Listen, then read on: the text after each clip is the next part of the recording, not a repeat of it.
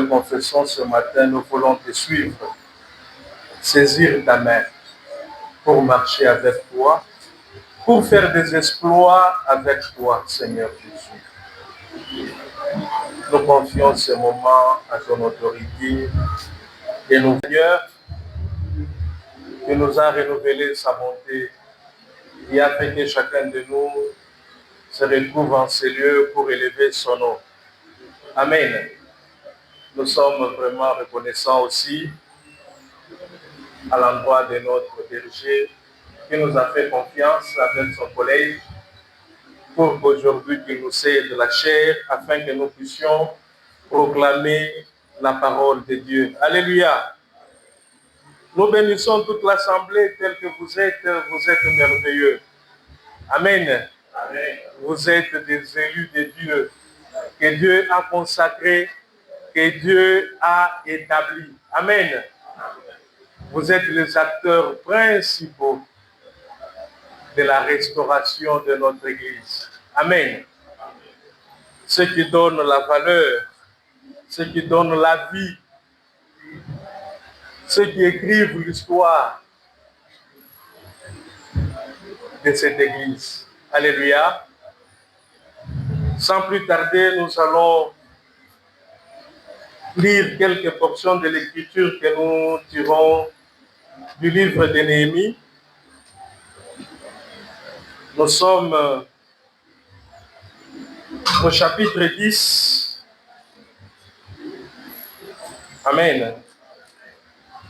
Nous allons lire Néhémie 10, le premier verset.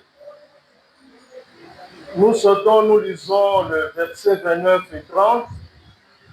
Et puis nous allons lire le verset 33 et 35. Dans d'autres versions, on décale donc le verset 10. C'est le dernier verset du verset 9. Et le verset 29 à 30, c'est le verset 28 à 29. Et l'autre, c'est le verset 32 à 34, selon les versions. Amen.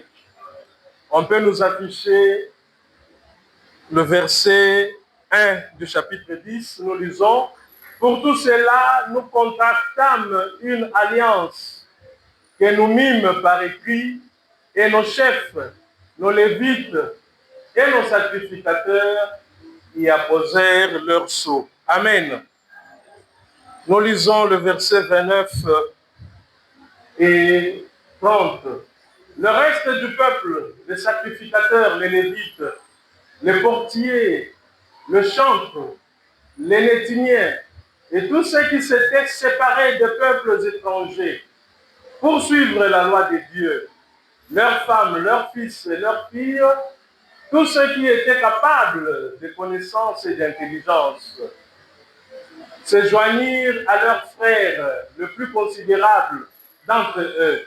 Ils promirent avec serment et jurèrent de marcher dans la loi de Dieu donnée par Moïse, serviteur de Dieu, d'observer et de mettre en pratique tout le commandement de l'Éternel, notre Seigneur, ses ordonnances et ses lois. 33-35.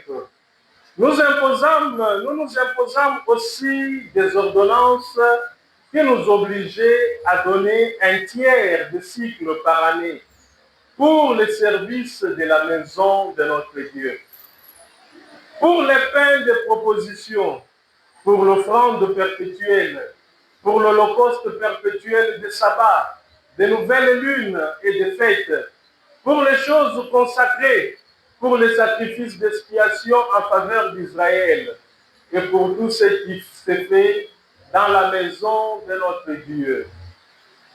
Nous tirâmes au sort sacrificateurs, lévites et peuples au sujet du bois qu'on devait chaque année apporter en offrande à la maison de notre Dieu, selon nos maisons paternelles, à des époques fixes, pour qu'il fût brûlé sur l'autel de l'Éternel notre Dieu, comme il est écrit dans la loi. Amen. Alléluia. Et aujourd'hui, nous nous exerçons de parler sur le thème qui a été annoncé déjà la semaine passée, le dimanche, servir Dieu avec ses ressources. Amen. Pour la restauration de notre Église, que nous mettions ensemble nos ressources et servir Dieu. Alléluia. Mais particulièrement aujourd'hui, nous parlerons des cœurs disposés. Un cœur disposé pour servir Dieu avec ses ressources. Amen. Alléluia. Oui, nous voyons ici, c'est Néhémie qui est en train d'écrire sa mémoire, les actes qu'il a posés. Il est grave pour que ça reste une histoire qui soit traçable. Amen. Et pour bien comprendre ces écrits, surtout ce chapitre 10, il faut bien comprendre aussi le chapitre 8 et le chapitre 9 de Néhémie. Car ce sont des choses qui sont liées. C'est un même événement qui s'est passé après que la muraille soit rebâtie. Après que les portes soient posées. Amen. L'œuvre était achevée. Et c'était un mois de fête. Selon le calendrier juif, c'était au 7e mois que nous pouvons simuler à notre calendrier entre le mois de septembre et le mois d'octobre. Amen. Ces mois-là, dans la coutume juive, qui était aussi restaurée avec le retour des exilés, qui était aussi restaurée avec la reconstruction du temple, avec la reconstruction du muraille. Amen. Ça faisait longtemps, bien longtemps, que les Juifs ne célébraient plus les solennités de ce mois. Dans ce mois, il y avait 3 solennités. Le premier jour du mois, on célébrait la nouvelle lune. Le 10e jour du mois, c'était le jour des expiations. C'était le jour où on faisait l'expiation sur tout le peuple d'Israël. Où on implorait la miséricorde et le pardon de Dieu. Amen. Et juste après le 15e jour, on célébrait une fête qu'on appelle la fête des huttes, ou la fête des tentes, ou la fête des tabernacles, qui prenait 8 jours au total. Amen.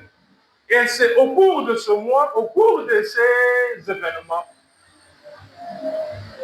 que tout ce qu'on nous relate dans le chapitre 8, la longue prière du chapitre 9, et cette décision que le peuple, dans son ensemble, a pris. Amen. Et on dit qu'ils ont pris en faisant même un PV, c'était par écrit, un engagement, un pacte, donc une alliance pour que tous les chefs, les prêtres, puissent s'engager à servir le Seigneur. Amen.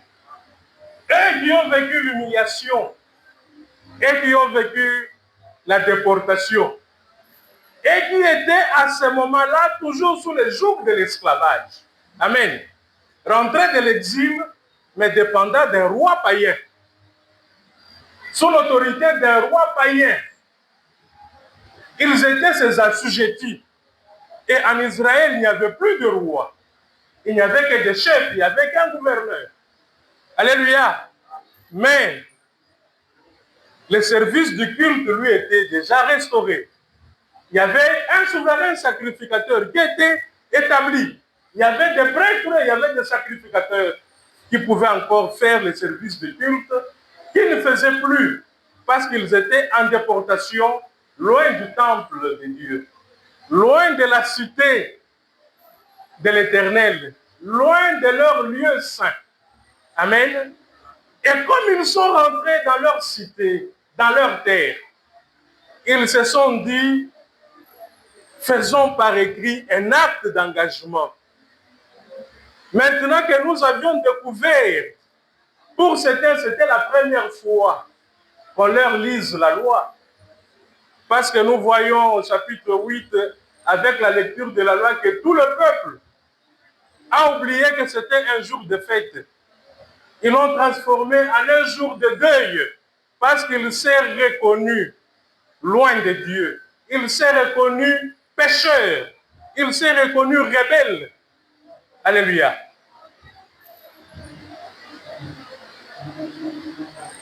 Un jour qui a été transformé en pleurs parce qu'on découvrait ce que Dieu était, ce que Dieu exigeait de ce peuple et que ce peuple-là n'a pas honoré. C'est pendant ce temps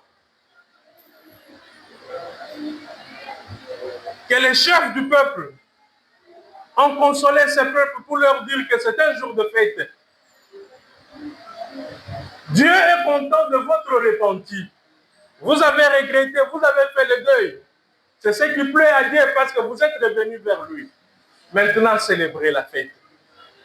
Maintenant, consacrons-nous à l'Éternel. Amen. Maintenant, cherchons sa miséricorde. Et on nous dit, après ce jour de nouvelle lune, on dit que les chefs de famille se sont approchés et ont entouré Esdras, qui était quelqu'un plongé dans la parole de Dieu, dans l'écriture. Amen. C'était un sacrificateur qui aimait la loi de Dieu et qui les a parlé de la loi. Et c'est ce jour-là qu'ils ont découvert qu'au cours de ce mois, tout Israël devait abandonner son toit, sa maison, son palais, sa villa, son château. Amen. Pour passer 7 jours dans des huttes, dans des tentes. Amen.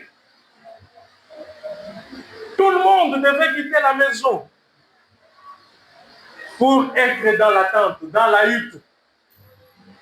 Je préfère bien parler des huttes parce que la tente est plus ou moins confortable. Quand je vois la hutte, on la fait avec les branches, les rameaux des plantes. Amen. Quand il y a un vent, c'est facilement qu'elle soit emportée.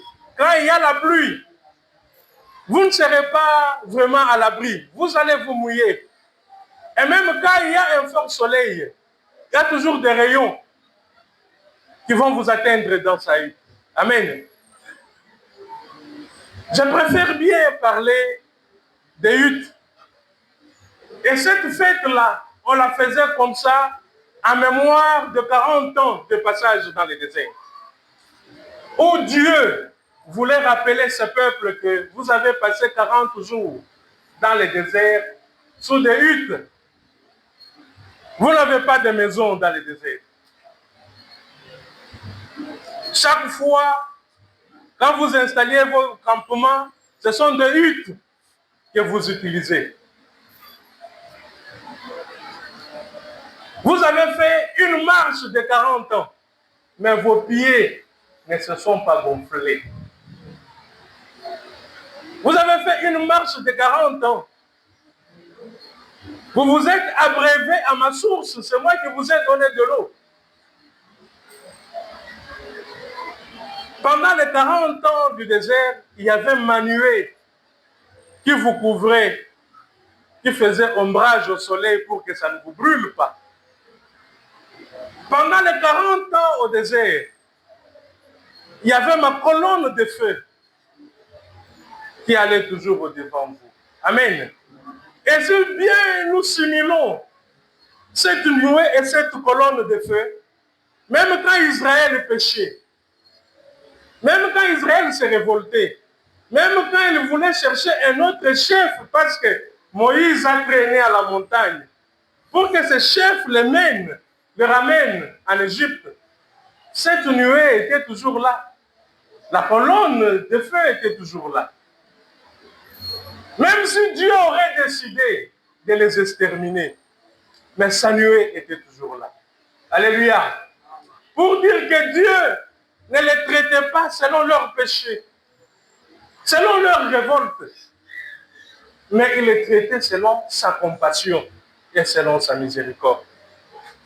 Ils célébraient cette fête parce que pendant 40 ans au désert, ils ont mangé une nourriture préparée au ciel par les anges.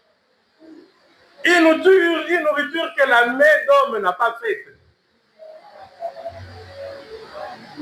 Dieu les a nourris à tel point que ces 40 années de désert,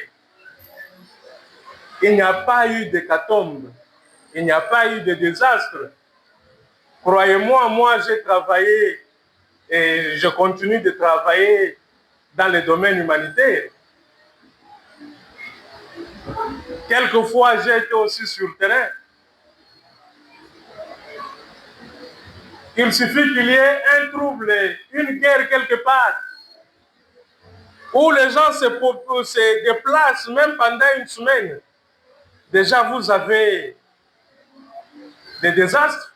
Ce sont des épidémies de choléra. Ce sont des morts d'épuisement. C'est la famine, c'est la malnutrition qui s'installe. C'est tous les maux qu'on peut imaginer. Et nous le vivons dans notre pays. Quand vous visitez les camps de déplacés, là où il y a des réfugiés et tout, si les humanitaires n'interviennent pas, chaque jour, on doit enterrer les gens. Amen. Mais ça, c'est une population tout entière qui s'est déplacée pendant 40 ans. Amen. Que Dieu a préservé. Que sa main a protégé. Dans les déserts, dans les vides. Alléluia. Là où on ne peut pas planter. Là où il ne peut pas y avoir même des pâturages pour nos paîtres et son troupeau. Il n'y a pas de source d'eau. Il n'y a pas la vie. Il n'y a pas l'avenir. Amen. Mais c'est dans ces lieux-là que le peuple de Dieu a fait un pèlerinage de 40 ans. Amen. Et quand ils sont entrés en possession de la terre promise, le Seigneur a dit, vous célébrerez en mémoire de tout ce que vos pères ont vécu dans le désert pendant 7 jours. Vous aurez comme des mères de hutte parce que vous dépendez de moi. Cette fête-là, c'est ma fête, vous me célébrez moi, vous célébrez ma présence parmi vous. Parce que lui-même, Dieu, était aussi dans une tente. Amen.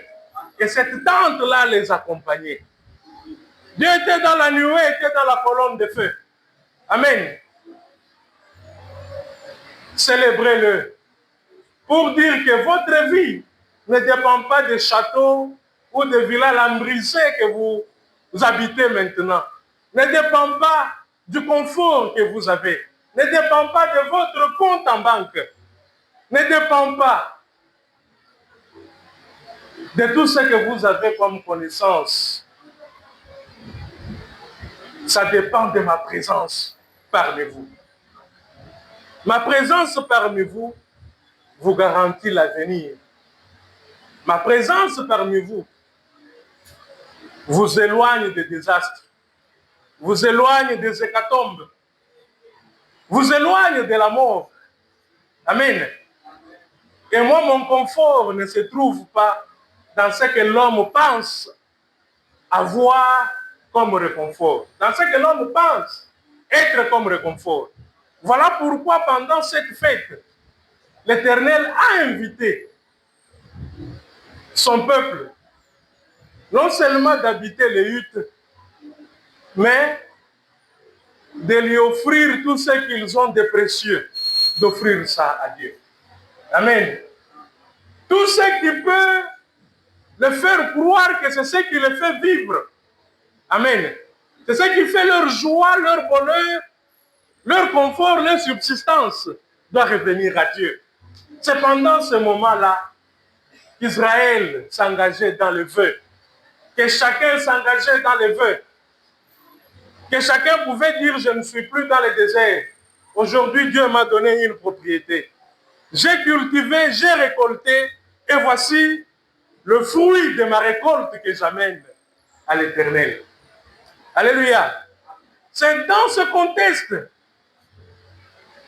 que Néhémie, avec ses contemporains, prennent aussi cette décision. Aujourd'hui, nous nous engageons aussi à suivre ce Dieu-là qui nous a tirés de l'exil. Amen. Qui a atténué notre souffrance. Bien que nous soyons esclaves, maintenant nous sommes sur notre terre, nous avons notre propriété. Amen. Bien qu'il y ait un roi étranger qui puisse régner sur nous, mais nous t'avons toi comme Dieu qui est le roi des rois, qui règne parmi nous. Amen. Nous t'avons toi qui as toute autorité. Tu nous as exilés et tu nous as retournés. Tu nous as dispersés. Et voilà que nous sommes encore rassemblés. Amen. Une fête où le peuple de Dieu devait reconnaître sa vulnérabilité. Il est vulnérable. Et que sa vie dépendrait seulement d'un clignement de Dieu. D'un clic qu'il fera avec son doigt pour que tout se bouleverse, pour que tout change.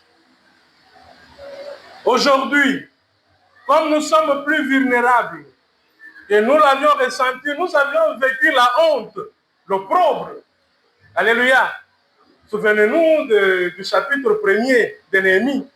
Comment il prie, comment il a vécu la honte. Les nouvelles qu'il a eues, qu'il a reçues de Jérusalem. Ceux qui sont à Jérusalem dans la honte. Lui, là où il est aussi dans la honte, un esclave. Alléluia. Qui est encore domestique. Qui est au service de quelqu'un. Qui est une propriété de quelqu'un. Que quelqu'un usera comme il fait. Ce n'est pas comme un employé. Quand je suis un employé, je peux démissionner de mon emploi. Je peux me faire renvoyer. Mais un esclave, s'il déplaît à son maître peut le tuer, peut mettre fin à sa vie. C'est ce que j'étais dans la main d'un païen, d'un incirconcis, loin de ma terre. Mais tu m'as affranchi aujourd'hui. Tu nous as affranchis. Nous avions regagné notre terre. Et maintenant,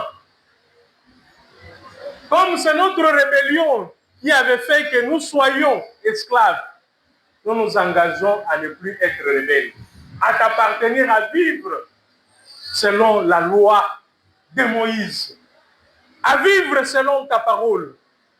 Amen. C'est ce qu'ils ont fait. Et on nous dit qu'ils ont fait ça par écrit. Acté, certifié et scellé.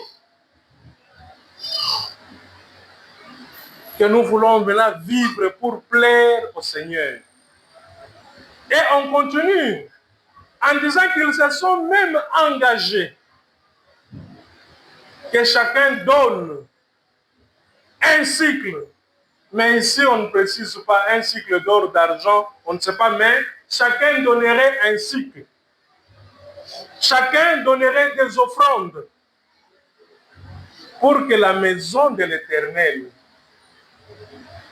puisse jouer tout son rôle. Pour que le service du culte soit fait correctement. Alléluia. Et c'est ça même la restauration. Quand le service du culte est fait correctement. Sans cesse. 24 heures sur 24, 7 jours sur 7. Et pour toujours. Ils se sont engagés même à donner du bois. Pour que le feu soit toujours allumé. Amen. Et ici, si nous rentrons encore, nous analysons bien ce feu-là. Nous trouvons que ce feu a à l'origine Dieu. Ce n'est pas un feu que l'homme a allumé. Amen. C'est le fait que Dieu lui-même a allumé, mais l'homme, les sacrificateurs, avait seulement comme devoir de l'entretenir. Amen. Maintenant que Dieu a rallumé encore le feu dans le temple, engageons-nous à l'entretenir pour qu'il ne s'éteigne pas. Amen. C'est ce que Dieu veut de nous, c'est ce que Dieu veut de moi, c'est ce que Dieu veut de toi. Amen. Pour que nous entretenions ce feu-là, que lui a allumé, que cette flamme ne s'éteigne point. Alors toutes les familles ont pris ces engagements. Au temps fixe, chaque famille apporterait du bois pour que tous les services du temple, tous les rites du culte soient observés, soient faits sans faille. Amen. Il y avait des engagements de libéralité, des dons, des gens qui s'engageaient. Quand ils s'observent, ils voient que non, il était infidèle. Dans le paiement de sa dîme, il s'engage. Voilà, je renouvelle mon engagement de payer ma dîme. Je renouvelle mon engagement de soutenir l'œuvre de Dieu. Je renouvelle mon engagement de donner mes ressources, le produit de mon sol, de mon sous-sol, n'est-ce pas? Le produit de mon pâturage, le produit de mon commerce. Je m'engage à ce que ce produit-là contribue à l'entretien du temple. Amen. Je m'engage à la restauration du culte. On a bâti physiquement, mais je contribue avec mes biens pour la bâtir aussi spirituellement, pour que tous les services spirituels qui doivent être faits soient faits correctement. Alléluia. C'est cet engagement que le peuple a pris ce jour-là. Nous nous engageons. Nous engageons, nous reconnaissons que Dieu ne nous a pas traités selon nos fautes. Nous nous engageons en reconnaissant que Dieu nous a traités dans sa justice. Et cette justice a fait qu'aujourd'hui, nous nous retrouvions encore en ces lieux, là où son nom est invoqué. Aujourd'hui, nous invoquons encore le nom de Dieu à Jérusalem. Pas comme autrefois, comme le cas de Daniel qui était à Babylone et qui priait en direction de Jérusalem. Non, nous prions sur place à Jérusalem. Nous ne sommes plus dans une terre d'exil, mais nous sommes sur notre propre terre. Amen. Est-ce que nous aussi, nous pouvons nous engager à voir le Dieu là, amen, qui a sorti plusieurs d'entre nous dans le désert, qui a fait que chacun de nous reconsidère bien ton revenu, considère bien ta vie, considère bien tes origines. Alléluia. Et ce que tu es aujourd'hui, peut-être tu ne serais pas ce que tu es. Ceux qui t'ont vu il y a 10 ans, il y a 15 ans, ne pouvaient pas s'imaginer te voir comme tu es aujourd'hui. Amen.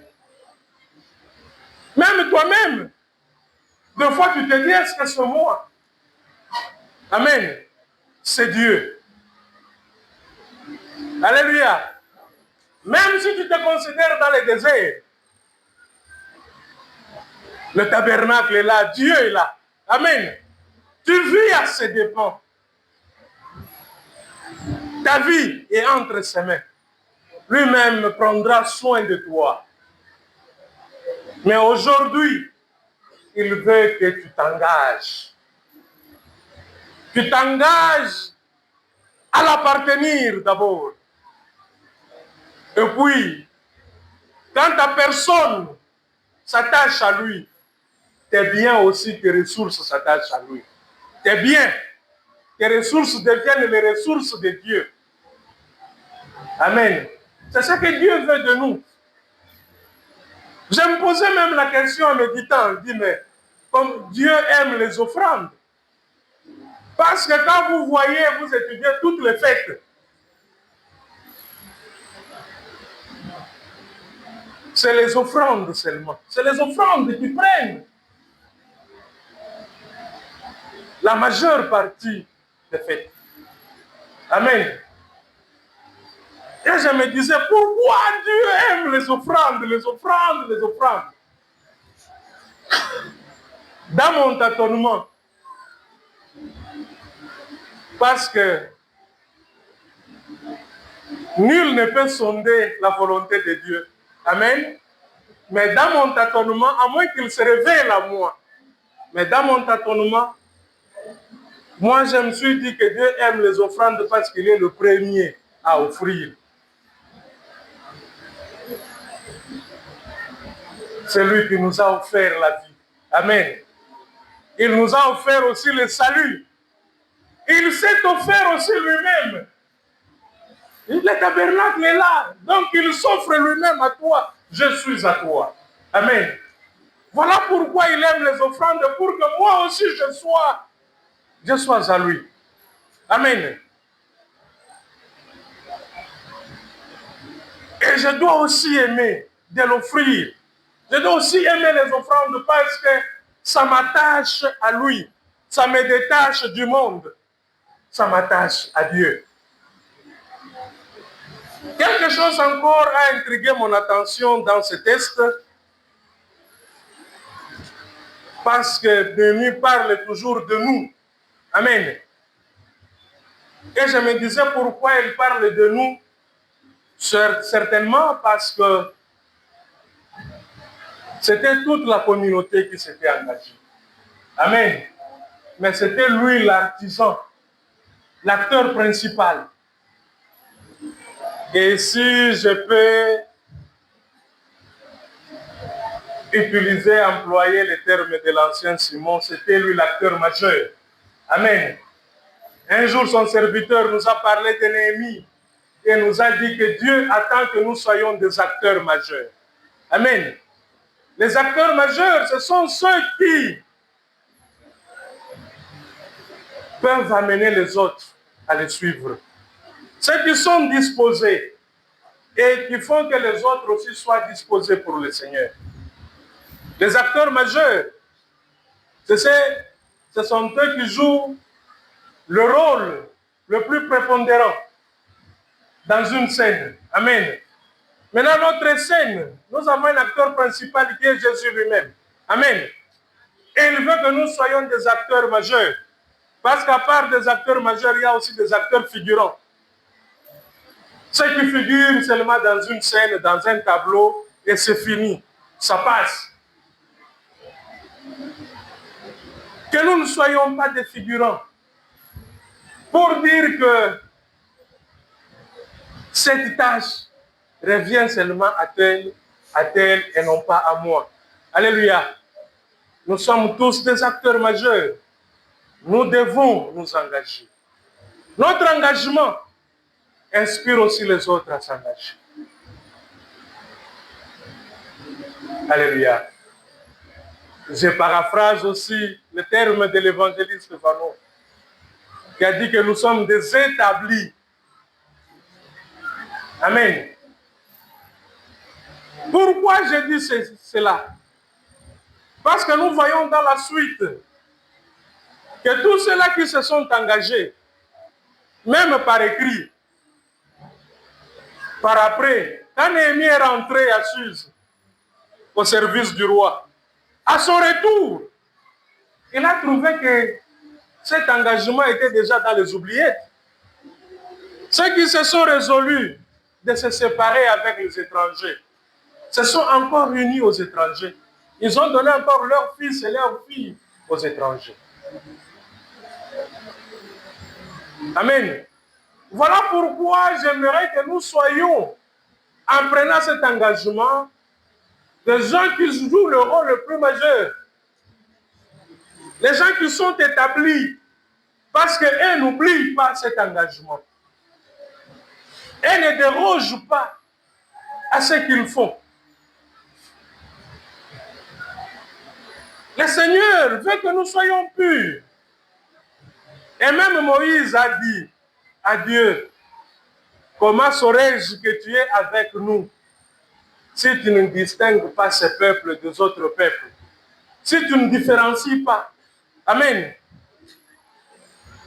Nous sommes les mis à part. Notre vie, notre être est différent des autres. Et nous devons nous y engager et veiller tous les jours pour que nous ne soyons pas comme les autres, mais nous soyons comme Dieu veut que nous soyons.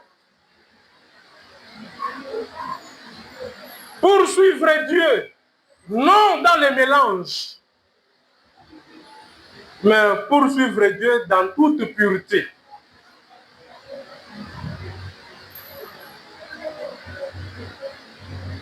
Amen. J'aimerais qu'on nous affiche un texte, nous lisons dans Jérémie. Jérémie, le premier chapitre, nous lisons à partir du 4e verset. La parole de l'Éternel me fut adressée en ces mots. Avant que je puisse former dans le ventre de ta mère, je te connaissais. Et avant que tu fusses sorti de son sein, je t'avais consacré, je t'avais établi prophète des nations. Je répondis, ah Seigneur éternel, voici, je ne sais point parler car je suis un enfant. Et l'Éternel me dit, ne dis pas je suis un enfant, car tu iras vers tous ceux auprès de qui je t'enverrai et tu diras tout ce que je t'ordonnerai. Alléluia. Ici, c'est la scène d'un établi. Amen. Que quelqu'un qui a été établi par Dieu, l'Éternel. Le jour que l'Éternel lui apparaît, l'Éternel dit qu'avant qu'il ne soit formé dans les seins de sa mère, l'Éternel le connaissait. Et pendant qu'il était dans le sein de sa mère, l'Éternel le consacra, le mit à part, l'établit.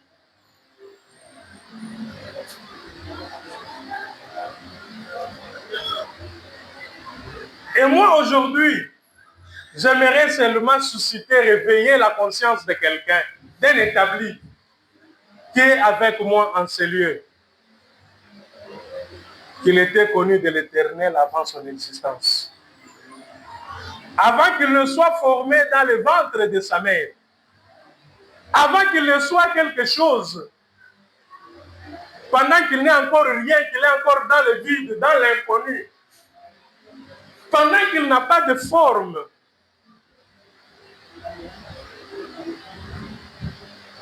Pendant qu'il n'a pas d'histoire. L'Éternel déjà le consacra. Amen. Si tu es un établi, sache que tu es consacré. Amen. Consacré pour l'Éternel. L'Éternel t'a loin de son esprit, de son onction, pendant que tu es encore dans la conception. Amen.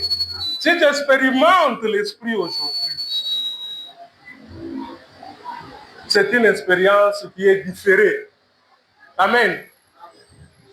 C'est une expérience qui est différée parce que le Seigneur t'avait déjà loin, t'avait déjà consacré. Amen. Mais qu'est-ce qui se passe? Souvent nous réagissons comme Jérémie. Je ne sais pas parler. Je suis un gamin. Alléluia. C'est lui qui t'a conçu. C'est celui qui te confirme qu'il t'a consacré. Ton concepteur a dit que tu es ceci. Comment toi tu te donnes une autre image? Lui ne connaît pas que tu ne sais pas parler. Lui ne connaît pas ton âge.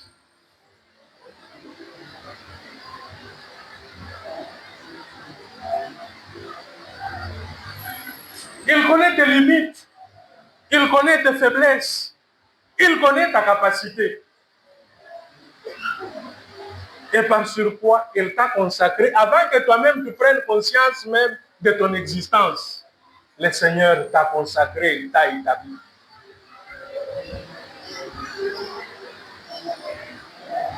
Et souvent, nous nous limitons par là. Seigneur, je suis un gamin, je suis un petit enfant qui ne connaît pas parler.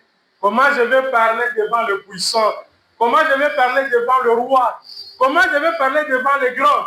Comment je vais parler devant ceux qui ont existé avant moi? Je ferai comment? Le Seigneur lui a dit, ne crains pas, c'est moi qui t'ai consacré. Toi, vas-y. Amen. Et aujourd'hui, je dis encore, ne crains pas. Engage-toi.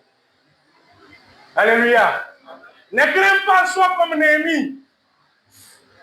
Il était aussi un chanson. Il a prié le Seigneur. Et pour que le Seigneur permette qu'il puisse convaincre le roi de le libérer. Pour que le Seigneur puisse mobiliser les ressources. Le roi, en le libérant, le roi écrit même à tous ses assujettis de donner, de soutenir Néhémie en matériel, en bois, en ceci, en cela. Amen. Au lieu de te dire que tu es un enfant, tu ne sais pas parler, au lieu de regarder à ton petit compte en banque, à tes petites ressources, à ta pauvreté, à ta misère, à ta maladie, aujourd'hui, je t'invite à regarder l'Éternel qui t'a établi et qui t'a consacré et qui te dit de ne pas craindre, mais de t'engager. Amen. Si tu te sens faible, comme Néhémie, Néhémie a utilisé la prière. Amen. Voilà ce que je te donne aussi. Engage-toi. Par la prière, tout en étant déterminé d'honorer la consécration de l'Éternel sur toi. Ce que Dieu a fait pour toi. Amen. Engage-toi aujourd'hui. Cherche sa face, implore sa miséricorde. Pour que le Seigneur confirme ce qu'il a fait, ce qu'il a promis avant que tu ne puisses exister. Alléluia. Et même cette assemblée, amen, avant qu'elle ne puisse exister, je ne sais pas, en 2002, avant qu'elle ne soit au stade Tata Raphaël, avant qu'elle ne vienne ici, Dieu a consacré cette assemblée des Seigneurs. Dieu a établi cette assemblée avec une mission. Dans cette ville, dans ce pays et dans le monde entier. Amen. Engageons-nous. Ne voyons pas la petitesse de notre effectif. Ne voyons pas la taille de chacun de nous. Ne voyons pas le rang que chacun de nous occupe. Voyons l'appel du Seigneur. Le Seigneur nous a consacrés. Le Seigneur nous appelle. Avec nos ressources là que nous possédons, à nous engager pour honorer la consécration qu'il a faite sur nous. Amen. J'aimerais, avant de chuter avec cette prière que l'homme de Dieu a faite. Nous sommes dans le psaume 25. Le verset 7, nous lisons: ne te souviens pas des fautes de ma jeunesse, ni de mes transgressions. Souviens-toi de moi selon ta miséricorde, à cause de ta bonté, ô Éternel. Nous pouvons directement combiner avec le psaume 106, 4. Éternel, souviens-toi de moi dans ta bienveillance. pour ton peuple. Souviens-toi de moi en lui accordant ton secours. Amen. Oui, cette prière, c'est une prière que Néhémie a répétée plusieurs fois. À chaque fois qu'il commettait une action, il implorait toujours que l'Éternel se souvienne de lui. Amen. Souviens-toi de moi parce que j'ai fait ceci. Éternel, vois et souviens-toi de moi. Amen. Oui, qu'il se souvienne de nous. Pas en voyant nos fautes et nos transgressions. Parce que nous avions douté. Parce que nous nous sommes dit, nous sommes des gamins. Parce que nous n'avons même pas recherché sa miséricorde. Nous n'avons même pas recherché son appel. Qu'il ne se souvienne pas de ça. Mais dans sa bonté, qu'il se souvienne de nous, qu'il nous accorde sa miséricorde. Amen. Qu'il nous accorde sa miséricorde à cause de son peuple. Pourquoi? Parce que nous sommes des acteurs majeurs. Si nous faiblissons, s'il ne nous relève pas, nous ne nous souviens pas de nous, son peuple ira dans la perdition. Amen. Qu'il se souvienne de nous pour que nous puissions créer le réveil attendu. Que Dieu bénisse sa parole.